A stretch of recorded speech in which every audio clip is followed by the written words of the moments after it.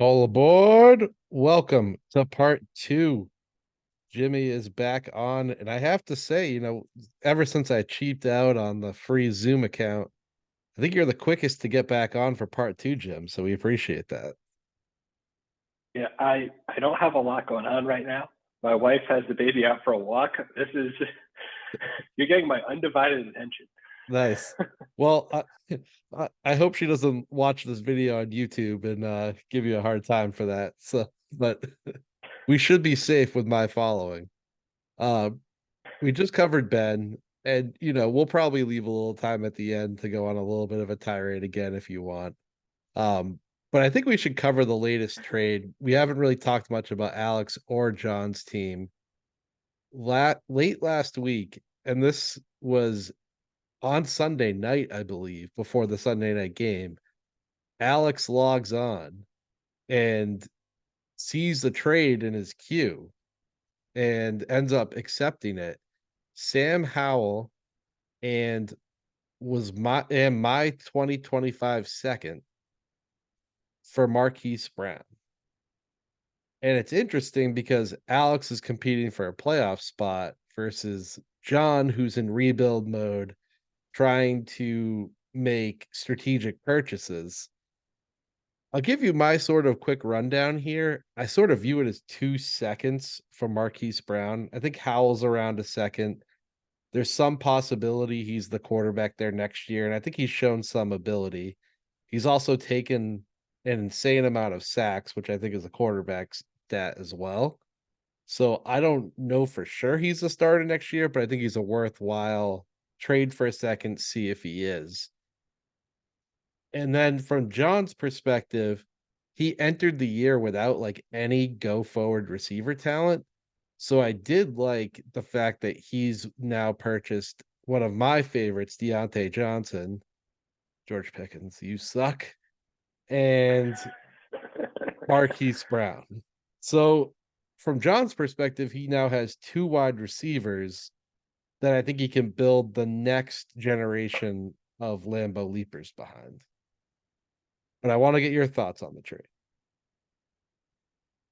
So I think putting aside who won the trade, I think this really comes down to just a referendum on like what do you think Sam Howell is? Yeah. Because earlier in the season, he was part of that trade you mentioned with Deontay, where I sent Howell and Deontay to John for a first, a second, and some roster garbage. Um, and I mean, at that point, Howell's probably valued at like a two plus if Mm-hmm. Deontay is the one minus type Yeah. thing. And then I agree that I think in this trade it probably pegs Howell again as about a two. It's interesting to me that John moved him so quickly afterwards, after he traded for him, because And mm-hmm.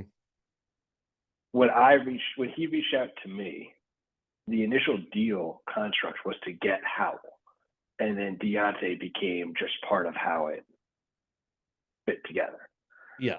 Um, so I mean, I guess putting aside like whether or not, I think Marquise Brown is a very solid flex wide receiver. Yeah. I think you can plug him into your lineup and forget about him. And so I think putting aside, who, or I would say, determining who won or lost this trade or how it shakes out is really going to depend on what Sam Howell winds up being. Same, Yeah. same I for all of the Sam Howell trades. yeah. I agree with that because a second rounder in 2025, which is what it was, is not enough for Marquise Brown on its own. So if Sam Howell just like evaporates, it's not good from Alex's perspective. But he's interesting because he's the quarterback 8 right now, and Yeah. it's not a lot of rushing. It's just like there's been a good amount of touchdowns. The defense is horrendous, and it's going to be even worse now after their trades. So there's going to be plenty of opportunity for him. he only had 1 sack last week against Philadelphia, kind of like represented some improvement. So I do think there's some incremental improvement there. And I do have some inside info on John's thinking here. He wanted it shared on the podcast, but part of it for John, it sounds like, is the fact that he's doing some planning ahead of the trade deadline for when he needs to trim down to 4 quarterbacks in the offseason. So he has Lamar, Aaron Rodgers, um, Baker Mayfield. There's a third in there. Oh boy. Embarrassing. Um, Gardner Minshew and Will Levis. So Levis looked great last week too. So if you look at Levis, Rodgers, and Lamar as locks, then he had Baker, Minshew, and Howell Owl. like for one spot if he didn't make a move. Just so happened that Yeah. Howell's the one he moved on from. Personally, I just kind of view Minshew as a rental for this year. I don't think he's a true option to remain a starter next year. My personal No. evaluation of him.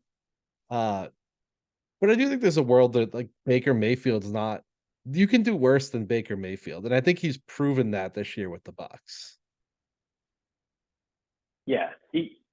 Uh, Baker Mayfield is absolutely one of the top 32 most talented quarterbacks in the NFL.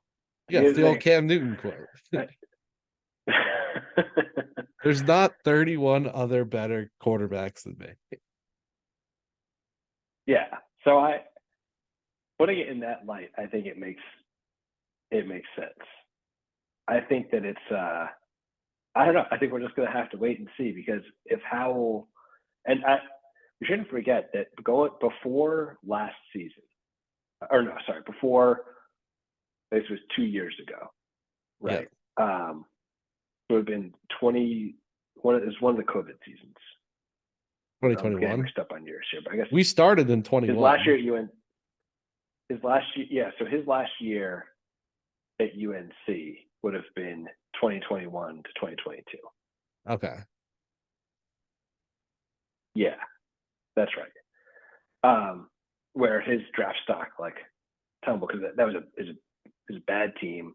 He got asked to do. He just ran the ball a ton. Yeah. But prior to that, he was being in the conversation at the number one overall pick. So Yeah. like, I realize that obviously things change a ton in the college landscape, but it wasn't like it's not like he was like a late round guy who made his way onto the team and has played his way into like a starting role in a bad quarterback room. At one point in time, he was regarded as potentially the best quarterback in the draft class. Yeah. So I don't think we should necessarily be surprised that he's having some success. Hmm. I think it's just going to. I think my trade with John and then John's trade with Alex here. I think we're going to look back in 2 years and we're going to need to wait until then to see if this trade actually made sense. Yeah. Because if Howell is actually a top 10 quarterback, then, me and John just like screwed ourselves these trades. Oh, no, totally. Yeah. I will say too, from Alex's perspective, I think there's a limitation on how much he loses, only because I'm not a big Marquise Brown guy. I agree he's a flex in our format. I don't think there's a world where he's ever a wide receiver one. And I think if he's your wide receiver two in our format, you're kind of like, I wish I had another receiver one, as my receiver two. So good player, good investment by John. But I think if you're Alex, like if you just got a second from Marquise Brown, that's not a crushing result for you, I would say. Yeah, I would say it's not certainly not a crushing result. I think I'm probably a little higher on Marquise Brown than you are, Oh, and I think that's probably just because like he is the unquestioned number one option on that team. And for even in a now. world where the Cardinals get Marvin Harrison Jr. next year, Oh, then he's I still receiver think four. MHJ is 1 through 3. Yeah. I, I think I put a bit of a premium on the fact that he is right now, the only person on the Cardinals roster that like commands targets. And it is shown that he commands targets in two different offenses now. This Both is the Ravens Michael and Wilson owner too. but I'm high on Michael Wilson, okay, but like I can admit that there's a bit of a step gap between Marquise Brown and everyone else in the Cardinals offense. And I'm starting to like Jim. I'm starting to see a trend here. Like Trey McBride owner, high on Michael Wilson, clearly high on Marquise Brown, defending Kyler Murray. You a bit of a secret Cardinals fan here. I mean, they've been a lot more competitive this year than I think a lot of people expected. That is They true. haven't won, but Very true. A couple of things I want to take a look at too before we move on from these two teams. Number one with Alex, like just there's 7 teams I think are playoff worthy. And it's just unfortunate that Alex is like the current one out. And he's had a couple of high scoring losses that have led to it. He probably should be 500 or maybe even a game above 500. So there is an option for him to make a run. Now he has a brutal schedule though, because he plays Edwin twice, which I guess you could argue maybe doesn't look as bad anymore, but he still has you, Ben, John B, Edwin, and then John left on the calendar after this week. So a bit of a gauntlet. that's a tough that's a tough run to end the season. And he's against Mark this week too. So he's basically playing all top 7 teams except for the matchup against John. And when John gets Achan back, I don't think he's like a cupcake anymore. Well, we'll see. We'll see when Achan comes back. I'm not. That is neither here nor there, but I'm not convinced that this like I'll touch the ball 7 times and score 3 touchdowns efficiency is like anything more than a fluke. But All right, all right. You heard it here first, been documented. But I do think the matchup this week, and this brings Mark into the conversation, Alex against Mark. This is going to be like if Mark wins this, Alex is basically, I think he's basically out. If Alex wins it, all of a sudden you're now looking at Alex, Mark, Edwin, John B, like lesser so, but like you're looking at a big battle for that final playoff spot. And this is like a must win for Alex this week against Mark. yeah, no, I mean this is one of the games of the week I think. And I think it's Mark's team is interesting because it's both like you look at it and there's no gaping holes. Like it is a relatively like his team is like the definition of 500, I guess. When I look at He's the Red Sox. Mark is Cheyenne Bloom. He really is. it. He's like you look at it in the quarterback room, like I'll put aside my thoughts on Herbert, the NFL player. Herbert, the fantasy quarterback, is very good. I mean, Mac Jones, again, Mac Jones kind of sucks. But he's got Clayton Tune, who could make a little bit of noise short term in Arizona. And I think they're not going to replace Mac before the end of the season. So he's got time Yeah. to fix that. They don't have another Look at option. his running. Yeah. Running back room of Jacobs, Pacheco, and then Mostert and Zach Moss in his flexes, along with Foreman, who should be involved in Chicago. I know it's kind of a muddy backfield, but like Yeah. he may or may not be there. Craig Reynolds has been looking pretty good lately. I mean, like that's a solid amount of running back depth. There's no one out of there that is like going to put up like a 35-point week and like just dominate it. But that's a ton of solid RB, like back end RB1s and RB2s. Yeah. And then I feel the same way. His receiving core may be a little bit weaker. He's got Gabe, Zay Flowers. She Rice has been coming on lately. Jahan Dawson showed signs of life this last weekend after being Yeah. invisible for first 7 weeks. So like there's enough guys where I feel like he will never score below like 140 points any given week, but he's also probably not going to score more than like 155. He has a lot of flex players, is the way I would put it. Like he doesn't have Yeah, a lot of like wide receiver twos or betters. Outside of Jacobs, his running back room is kind of flexes too. So, and he's gotten some big weeks from Mostert that like I think the touchdowns at some point are going to come down, especially when Achan returns too. So, yeah, it's kind of where I have Mark, and I do want to say too, like Edwin, this is your future if you don't sell this offseason. Like Edwin has enough where like with Tyreek Hill and Adams and Javante and Smith, and if he waited for Cousins to come back, like he absolutely could be a borderline playoff team next year. But I think he'd look a lot like Mark. And I think Mark's kind of in that purgatory zone where he's not tanking. He doesn't have his first round pick. Thank you, Gabe Davis. So he can't really compete for like a Marvin Harrison Jr. or Caleb Williams. But then he's like, if I make the playoffs, like anything can happen when you make the playoffs, but is he going to get lucky 3 times in a row against good teams? It's an awfully tough road. yeah. So I think that I have two parting thoughts on Mark's team here. I don't think this is what Edwin's team will look like in a year. Oh, I think that they are just built very, very differently. If I look at like Edwin's team, it's guys like Tyreek and Devontae who any given week could go off for like 40 and wind up. You saw it this last week with me. We were neck and neck up in like the 160s. Edwin said some weeks he's got up to like 180.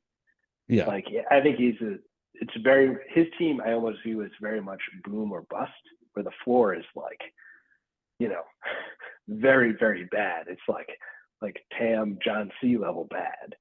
Well, he And had a so I loss think to that, John B. He scored like 110 or 105 or something, you know?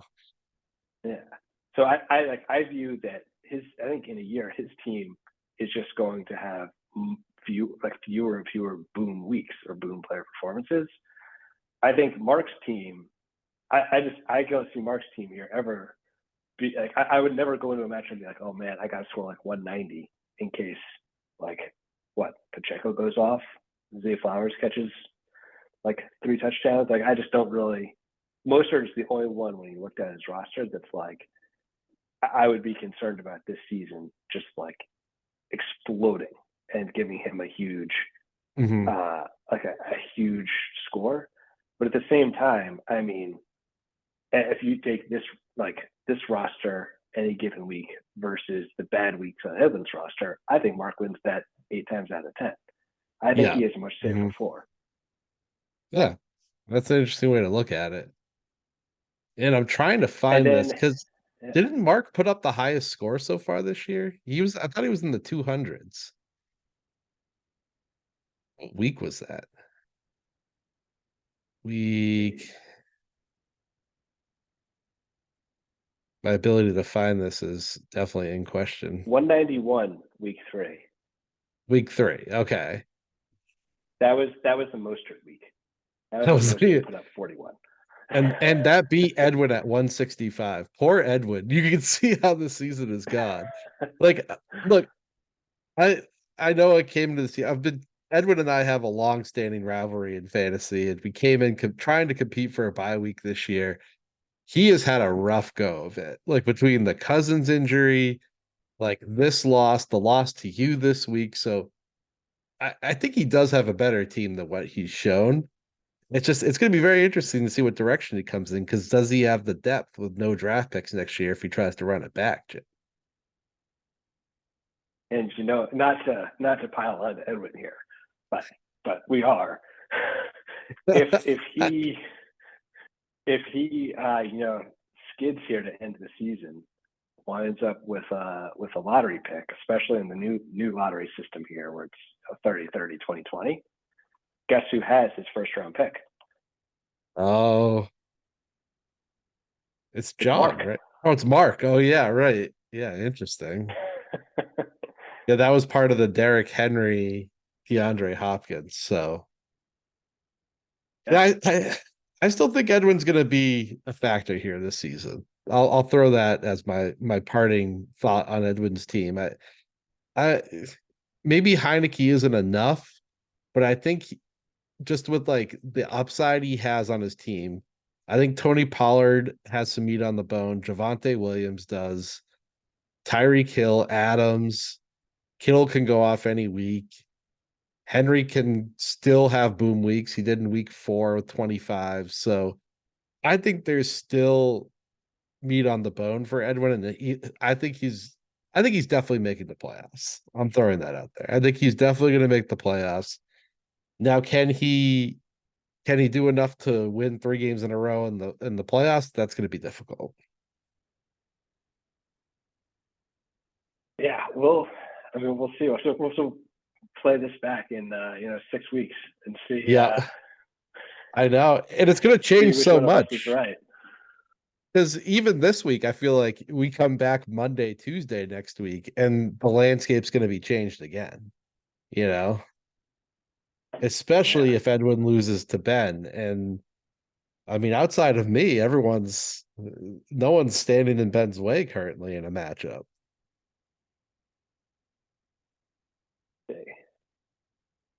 okay, so Edwin's got Ben, then he has you, then he's got Travers, then Mark,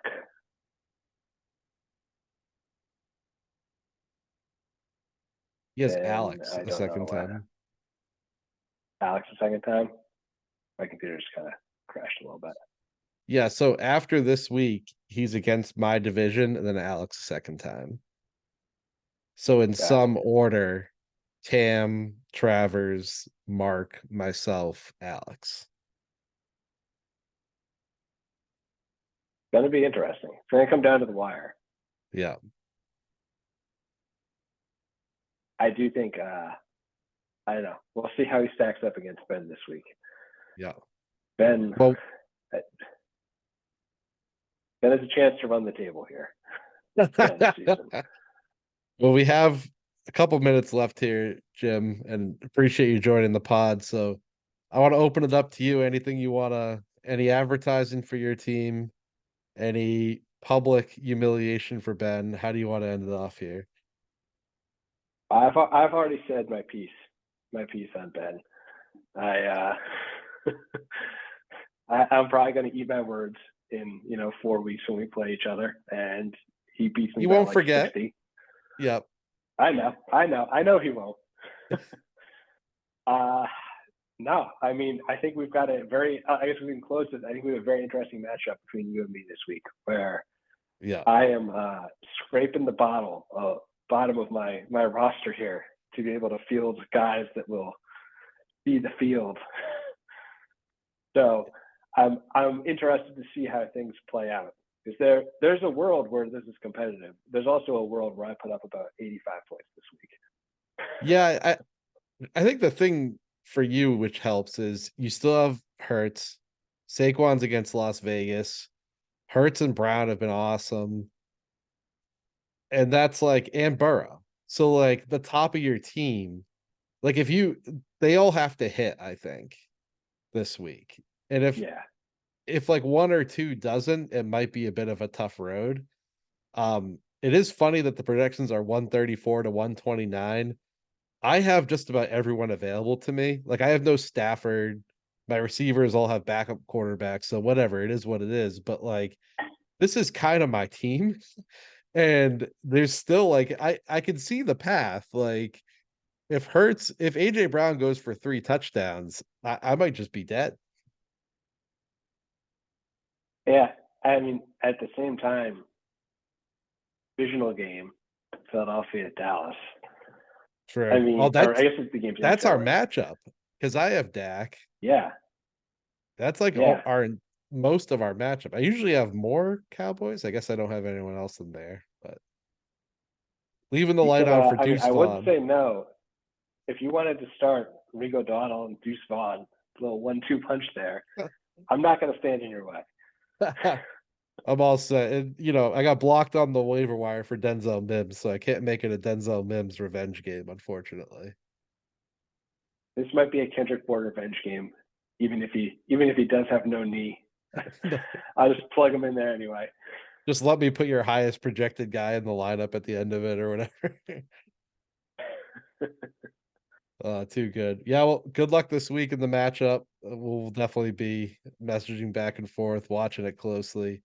Appreciate you joining the pod. Always enjoyable. Always And happy to be here. I'm excited for the feedback, But particularly from Ben on that segment at the end there of part one. I can only hope that I've made a few enemies here. So, it's what I came into the day looking to do. Things Love have it. been a little too friendly in the league. Yeah, I had brush elbows with some people. there you go. I love it. Well, thank you for listening to the Old Board podcast. Hopefully, we're back next week or soon thereafter. Thanks to Jim, and we'll see you next time.